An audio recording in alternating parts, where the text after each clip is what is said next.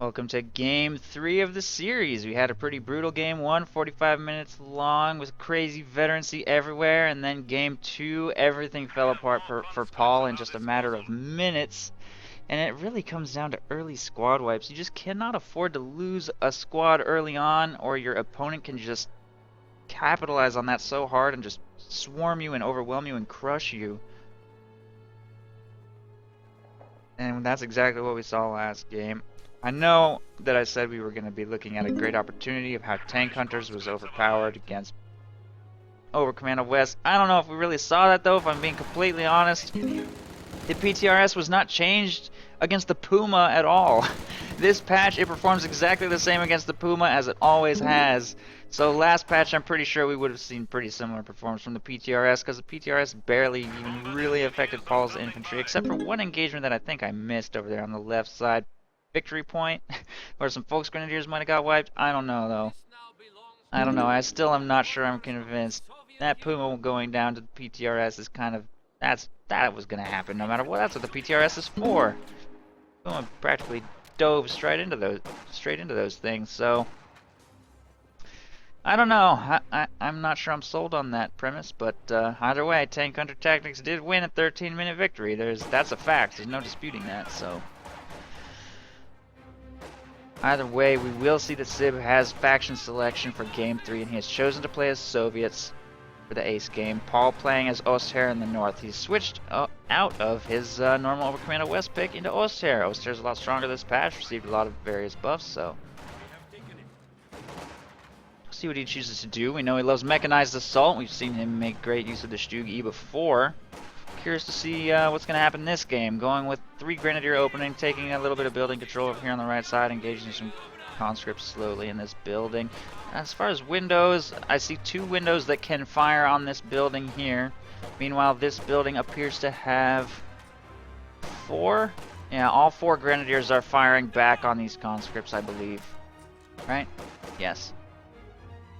Yeah, they definitely are. All 4 Grenadiers are firing on these conscripts, so this house has a huge advantage over this house, and this house has a big advantage over this house, and this house just sucks, I guess. I don't know. So, good things to know about this map. Good to learn the building nuances on every map. So Grenadiers will easily win an engagement against conscripts over time, given this building situation.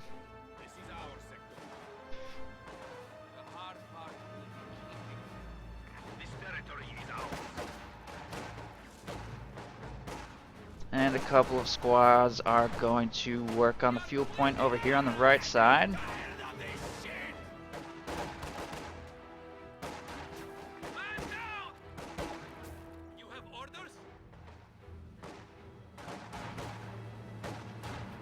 And Grenadiers massing on the right side seem to be engaging quite nicely against Sib's conscripts. He's gone tier 1.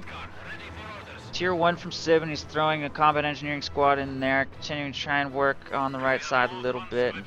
Meanwhile, on the left, the only thing over here are engineering squads from both players, Pyos and combat engineers.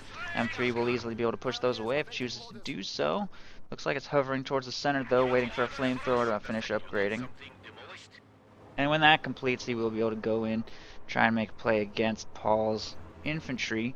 Paul has pretty much 1 engagements for the right side, though. Gets that fuel under control. He has both fuel points currently and 2 of the victory points, so he's in a very nice early position. Engaging generally, cost effectively. Looks like Sib will go for the Pyos over here. He could probably dive the base.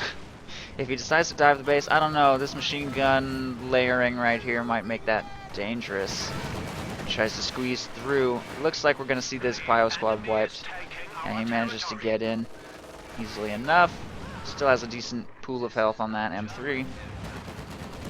And there goes a Pyo squad. So nice wipe right there. Pyos are pretty expensive. 200 manpower to replace those. So definitely a good pickup right there, taking that out. He's going to actually get out of the M3 and repair it in his opponent's base.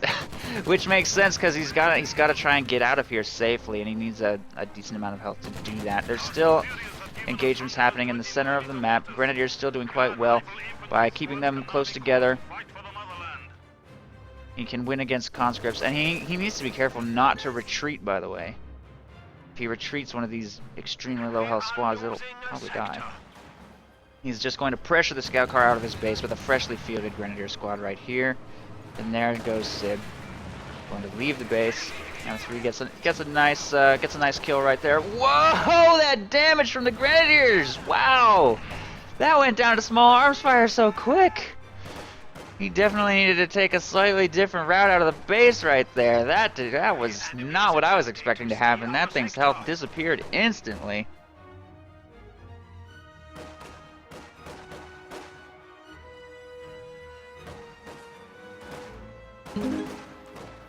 Ouch. Combat engineers over here on the left side firing on those Grenadiers over there. Our opponents are seizing a sector.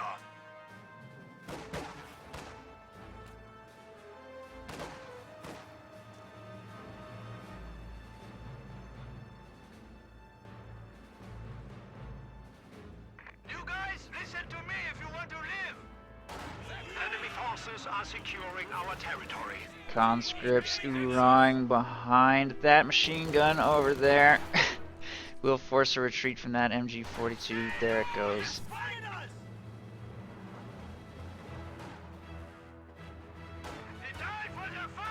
Our lines of supply are disrupted.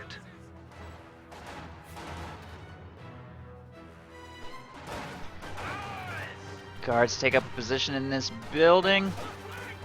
Conscripts working on the strategic point over here, victory point over here, following Sib, putting a lot of pressure all over the map. Paul had some pretty good engagements early on, but he's losing a lot of map control. He's lost building control over here as well. Grenadiers trying to brute force him out. No DP machine guns, fortunately, on those guards. If there were DPs in that squad, I think this would be a very costly thing to attempt. Should be able to force those guards out of there, but flamethrower moving up here is a higher priority. He needs to work on getting that squad to retreat first. There it goes. Not going to stick around too long. No Grenadiers have dropped yet. This squad has some pretty low health squad members, but they're going to get away with no manpower bleed. Good decision, probably, to retreat that right there. Squad of MG42 has finally been fielded after 5 Grenadiers. Pio's still wiped, still has no Pios. So he can't get a flamethrower of his own to work on the buildings. Gonna struggle for building control a little bit. No commander selection from him either. Sib, having guards, has chosen guard motor coordination. Gonna be seeing some T-3485s this game in all likelihood. No, no tank hunter tactics this time. Not against Oster anyway.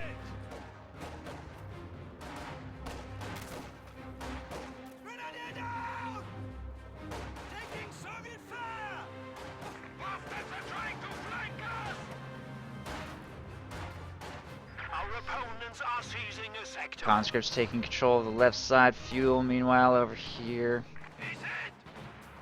Conscripts grabbing the munitions. Combat engineers taking control of the fuel. Guards are still in this house. I think maybe they got merged. I think some conscripts might have merged with those guards because they were down to 3 men earlier. Suddenly they're back up to 6. I missed that maneuver, but that was a good move by Sib. That's what I assume happened. And merge is a really nice utility on guards. There's no downside to it really at all. It's a good thing to do. Looks like he might do it again here in a second, just constantly maintaining building control. Enemy forces are neutralizing a sector. Keeping that guard squad, yep. Merge the guards, hop them back in the building. Keep them in this building for as long as possible. They never have to leave. They've got DP machine gun upgrades now too. Just keep on merging into a squad of guards in that house, and you can maintain a really aggressive position here on the front lines. I like that. That's a nice tactic or strategy, I guess. I'm not sure whether that counts as a tactic or strategy. It's kind of both.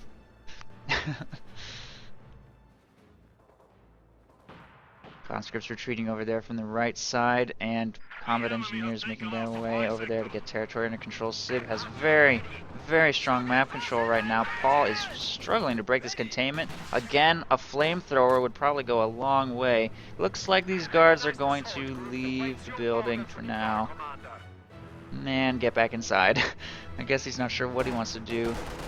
They are Vet 2. That's a Vet 2 squad of guards. Has not retreated a single time. They've only got 6 kills, surprisingly enough, but they've done a lot of damage. Rifle grenade going into the building to try and force them out.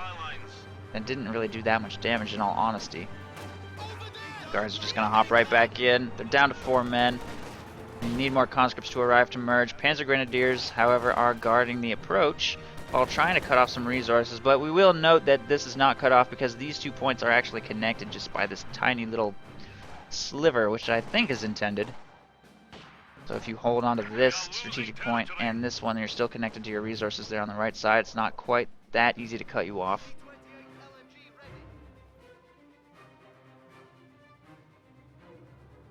I don't remember if it was like that in COH1 or not. Somebody should educate me in chat, because I'm curious about that. Panzer Grenadiers in the building, dealing some manpower bleed over here in this area. And Paul's getting pretty close to the Stug E. I think a squad just got wiped over here. Yeah, down to a full squad of Grenadiers just got wiped outside of this house. This house is just a huge thorn in Paul's side. Flamethrower is going to force those Panzer Grenadiers to retreat too. I feel like Paul really needs a flamethrower this game. Without one, he's just getting bullied by one squad of guards in a house. How many kills do they have now? 15! Wow, they only had 6 last time I checked. They're doing good work. I think the difference between them being vanilla guards and hitting Vet 2 and Vet 3 now is making them that much more dangerous, especially against unvetted guards. But Paul is about to have the resources for a Stug E. Maybe he can turn things around with that.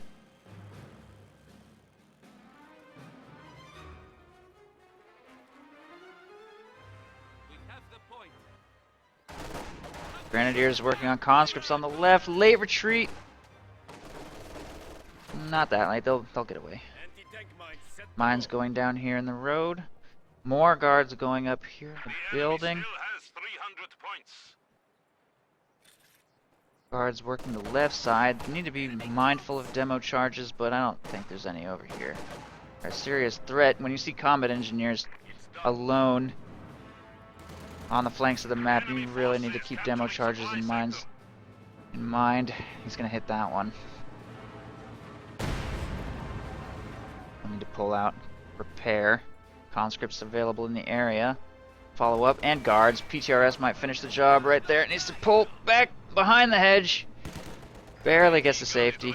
Grenadiers moving to secure building control. Finally, we have a flamethrower, but he's in the road, crossing red cover into those the DP machine gun and PTRS is gonna nail him. Flamethrower gets a nice burst off. Grenadiers moving to support. Grenadiers moving to support as well. Drops a DP right there. Those Grenadiers should recover that. There they go. That'll help Paul significantly.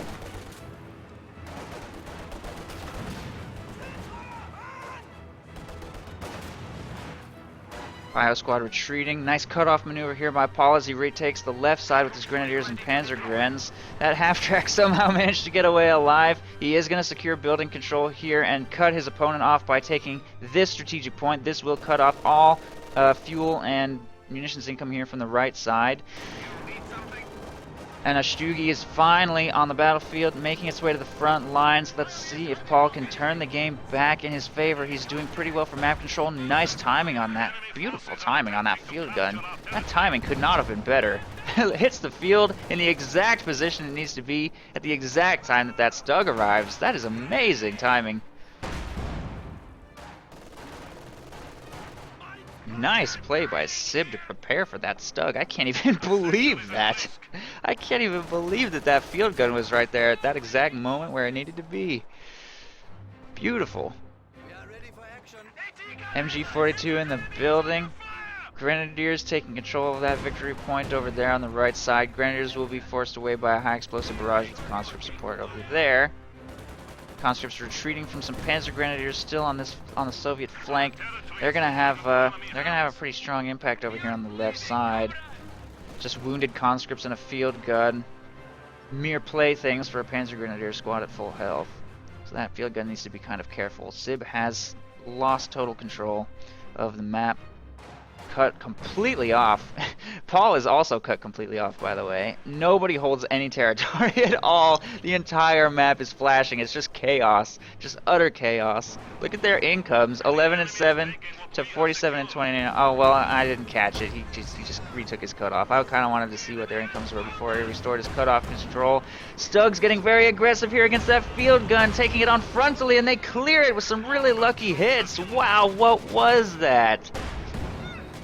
Really good RNG for Paul right there. He's gonna now destroy this field gun. Stug diving right into his base. Oh no, Sib is in so much danger. Where are the guards? The PTRSs need to retreat and assist. I don't know though, that squad might get wiped as soon as it gets here. Field gun is in production, halfway done. Guards retreating desperately to the base to try to assist here. Anti-tank grenades are researched, but he doesn't have the munitions. He doesn't have the munitions for an anti-tank grenade. Flamethrower diving into the base. Paul is all in right now. Field gun's about to complete. I don't know what's gonna happen if these Stugs wipe everything. That's gonna be GG. Oh, so much damage. So much damage. PTRS is firing. The guards haven't been wiped yet. Flamethrower pushing everything around, trying to get flame burst, trying to finish the job. This field gun should have stopped moving and fired earlier. Main gun destroyed on one Stug. If that could pull out of the base, no, does not pull that out. This is so hard to micro, by the way. 3 vehicles trying to keep them all alive for an engagement like this. I don't know. It doesn't look too good for Paul here. It does not. These PTRSs are too much. And that field gun's not taking any damage from the Stug. And that thing is done.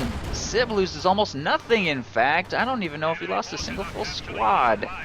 Nice management of that engagement by Sib. It goes all wrong for Paul there. 2 Stugs destroyed. His half-track pulled out, but I mean, I don't know how much that's worth. Supply lines have been cut. I think, or no, it's dead too. Yeah, the half-track's also dead. Did not get away. Did not get away. All threats neutralized. No squads lost.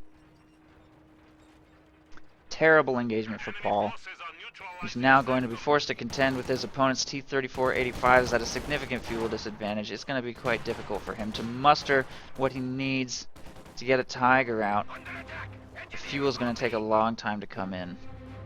But Sib bled manpower like crazy during that. Although he lost no full squads, he has no manpower in the bank for the T-34-85 call-in, and he really had no choice. And that's the price he paid. All inflicted massive casualties on Sib. A lot of manpower bleed. There's no doubting that the T-34s will be delayed by that push. It's not that Paul didn't gain nothing. He's just at a fuel disadvantage, really, is the main concern. It's at a fuel disadvantage. He lost no real infantry forces during that. Paul could still win this, but he needs to get that Tiger out. Try and capitalize on the map advantage he has right now. He probably didn't have to go all in with those Stugs, but Paul just has that really aggressive style with those Stugs. He likes to try and seal the game before the T-34-85s arrive, if at all possible, which is something Mechanized Assault can very well do. We've seen him do it before. He did that against Captain Price when he was attempting to dethrone him. This is Paul's second attempt for the throne, so we're a little bit more familiar with his style. Enemy forces capturing supply sector.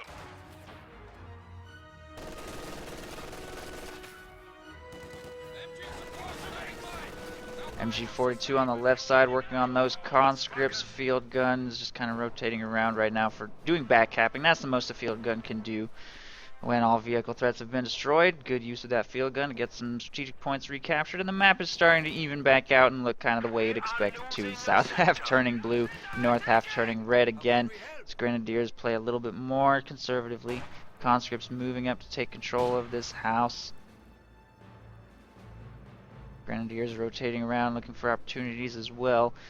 There's just a crazy spread of weapons on the battlefield at this point, by the way. Guards just dropping PTRSs and DPs left and right. I'm pretty sure a Grenadier squad has a DP machine gun somewhere. This conscript squad has a PTRS. There's just weapons smattered all over the board. And Sib has given up completely on reinforcement, I think. He really wants to get those tanks out. He doesn't want to wait any longer. Needs those tanks to give himself a much more meaningful advantage. So, can't reinforce his squads in the base anymore. Paul, on the other hand, not burdened by a high fuel reserves. He can reinforce all he wants to, because he certainly isn't going to be getting a Tiger anytime soon. Good move getting the anti-tank gun as well. He knows that those T-34s are already on their way. So he needs to start preparing. No Teller Mines down yet because he has no Pyos. No, he has Pyos. Pyos retreating right there. He might consider Teller Mine going down somewhere. I don't see any. And Sib does not have a Minesweeper. went with 2 flamethrowers, which makes sense when the engagements have been clustered in these houses, medium-range engagements over here on the right side. But no tunnel mines, no minesweepers, so it doesn't look like Paul's going to be relying on that. He's actually got a pretty healthy munitions stockpile right now. He could consider some mines. There they are. T-34s are on the field. Once these make their way to the front lines,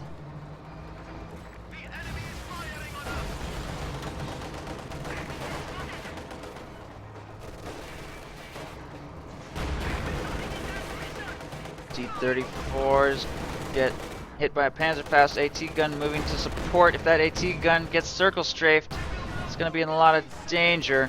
Flamethrower walking right by some guards over here. It is Vet 3, but it's going to get nailed. 1 PTR, 2 PTRS hits connected. Oh, retreat! That's going to get blasted.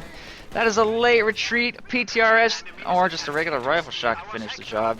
Pio squad gets wiped, and that is something that's painful to lose in the late game. You need Pios. You need Pios for repairs and mines. They're so important. You can't just let those get wiped on the flanks while you're not paying attention. T-34 moves up to engage these Panzer Grenadiers over here on the right side. They have to retreat. Field gun falls low. Anti-tank gun's not... Oh no, it's overextended. Overextended with no flank protection, no Panzerfaust, no anything to save it. I think that pack's gonna go down. Second AT gun hitting the field now. It's a little timing is a little off. Grenadiers moving to try to support. Machine gun also trying to move to support. There it goes. AT gun is gonna be destroyed. These T-34s are just wreaking havoc on Paul right now. The fact that he doesn't have a Tiger to contend with these things is really rough. And it's only now that he's really feeling the pain of his all-in push failing. Ooh, what was that? Destroyed engine crit, though. Destroyed engine on that T-34. It is completely immobilized.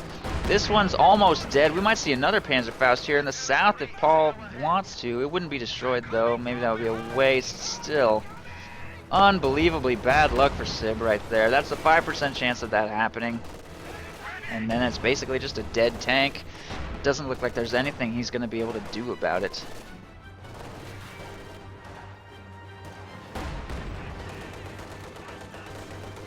Desperately trying to round this corner. And he's successful. Trying to delay the inevitable while support arrives. Light artillery barrage coming down here. Oh, I think we saw a squad wipe right here. Squad wipe. LMG-42 can be recovered. There it goes. T-34 will be destroyed thanks to the magic of impetus and presence. The enemy is attempting to steal our sector. And field gun is making its way up the right side. Flamethrower is going to try and unseat the Panzer Grenadiers inside of this building. Enemy forces are securing our territory. This T-34 is being self-repaired here in the back, and it looks like Paul is going to be able to maybe bounce back into this game. I don't know. He's got a huge victory point deficit. He doesn't have a whole lot of time to make a miracle comeback, honestly. But he does have the fuel for a Tiger. Tiger will have a huge advantage over a lone T-34 as long as he supports it with a Minesweeper. He has fielded a fresh squad of Pios. Hopefully he will upgrade that with a Minesweeper soon. Pretty significant amount of mines on this battlefield, and there's one right there. I see a lot of mine craters. A lot of them have already been detonated. So probably plant a few more. He's kind of saving his munitions for self-repair at this point, but he's got 200 in the bank. He can throw down a few more mines. Prepare for that Tiger. Grenadiers making their way over here to the right side.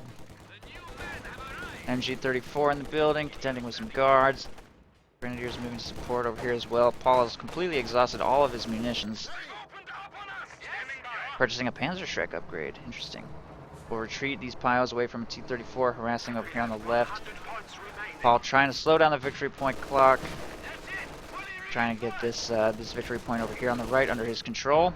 Guards doing quite well in this building, actually. Since they're Vet 3, they're just tearing that MG-42 apart. Quite a bit of manpower left before Paul can get that Tiger. Ooh, don't lose that AT gun. It's going down so quick. There it goes. Decrewed. Needs to protect that pack with his infantry. He's got all of his grenadiers, panzer grenadiers in this area. He's trying to get these guards out of this building. Conscripts take building control right here. T-34 moving up to support in this engagement. Paul's under immense pressure, and that Tiger's not going to arrive for another 30 seconds or so. We are losing a sector.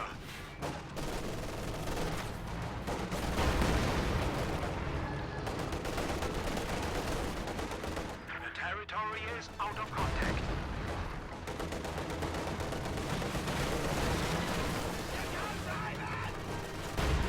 Panzer Grenadier, no, Grenadiers hopping in this building. Those conscripts might get wiped actually, they're falling pretty low right now. That pack is about to be destroyed though, with both anti-tank guns cleared.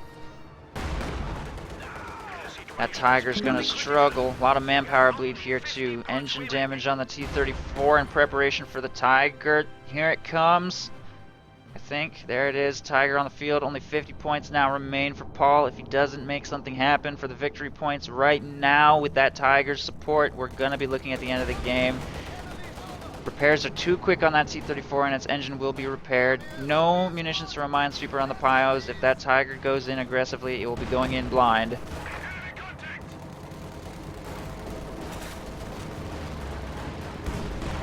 There's marked vehicle on the Tiger. Shot bounces on the field gun. Pios trying to slow the clock. They will wipe the point. T-34 is now going to contend with the Tiger. All shots bouncing so far. Tiger off to a great start. Clears out the field gun. MG-42 needs to move to protect the VP though. Nothing moving to harass the left side. Nothing moving to harass this. 15, 13 points remaining. He needs to get this capped. Sib will let that squad die, desperately defending this area. Marked vehicle continues to go off on the Tiger. Paul, even if he slows the clock by taking this point, I think he's run out of time. I don't think there's going to be anything he can do. 5 points. 3 points, and that's it. That's the end of the game. Paul's not able to slow the clock. There's nothing he can do at this point. Good game. And Sib continues to reign as star-crossed king.